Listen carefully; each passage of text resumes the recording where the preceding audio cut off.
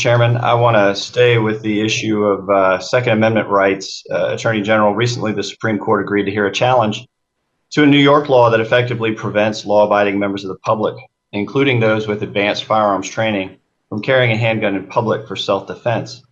Now, as you know, in the past, the department has sided with the individual rights view of the Second Amendment and the individual's right to keep and bear arms. Can you state today that the DOJ will support that constitutional right to bear arms for self-defense and support the challenge to this law in court?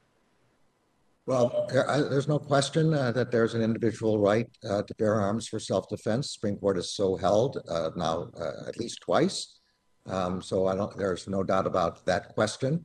The issue in this case is an effort I think on both sides to clarify exactly what the scope of that right is. And that's what the Supreme Court will do in that case. When it does, then we'll know. Right now, there is some uncertainty as to the extent of the right, whether it extends to open carry, whether it extends to concealed carry, whether it extends outside the home. Those are at least part of that issue will be clarified by the Supreme Court. But the question of an individual right is not up for grabs. The Supreme Court's already decided that question. Attorney General, your FY22 request includes $100 million, which would go to programs creating government incentives for states to adopt gun licensing laws and buyback programs. Are you creating a gun confiscation program? The answer to that is no.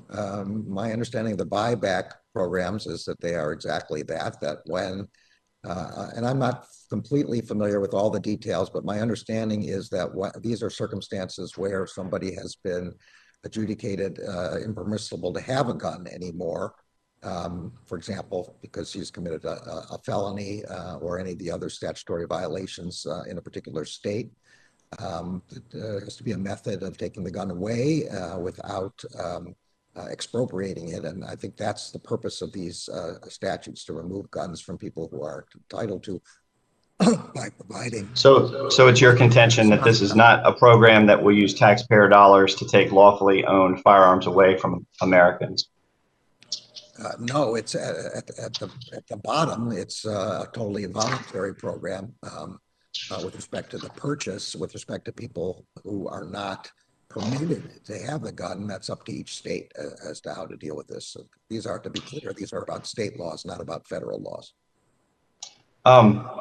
I was a prosecutor for several years. I worked in a jurisdiction that was engaged in a 287G agreement with the locality to honor ICE detainers. And when law enforcement agencies don't honor ICE detainers, these individuals who often have significant criminal histories, are engaged in sex trafficking, drug trafficking, are released onto the street and present a potential and real public safety threat.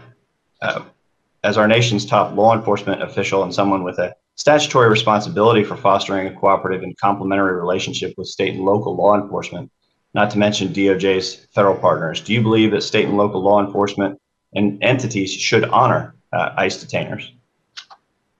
Well, I believe that if ICE has lawfully levied a detainer, then yes, they should. Staying with this issue related to local prosecutions, I was a domestic violence prosecutor for many years, and your budget claims to expand funding for restorative justice programs using a portion of the funding allocated for Violence Against Women Act programs. Domestic violence perpetrators are often manipulators of their victims, and once a victim musters the courage to report or leave their abuser, an abuser will often do or say just about anything to convince the victim to return to the relationship, hence the vicious and often deadly cycle of abusive relationships. Doesn't restorative justice by definition involve victims and perpetrators re-engaging with each other? These are state and local programs where the people on the ground have the best idea of which circumstances they work in and which ones they don't work in. The problem that you're pointing out is indeed a problem, and where there's a risk of manipulation, the program shouldn't be used. I don't disagree with that, but those are to be determined by what works on an evidence-based set of facts. Are you aware of any studies that involve restorative justice in domestic violence or sexual violence cases? I don't know. No, I'm not. Okay. Thank you, Mr. Chairman. I yield back.